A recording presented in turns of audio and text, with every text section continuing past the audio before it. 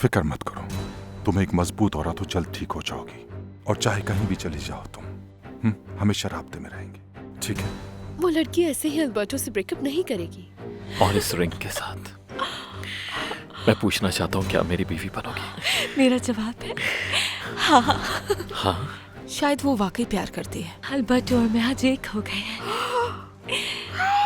अच्छा, हम चाह रहे थे कि तुम मरीना को डिनर के लिए ले आते। लास्ट टाइम वो ऐसे ही चली गई थी। अब ऐसा कभी नहीं होगा। अल्बर्टो की मॉम नहीं चाहती कि मैं और वो दोनों एक हो जाए।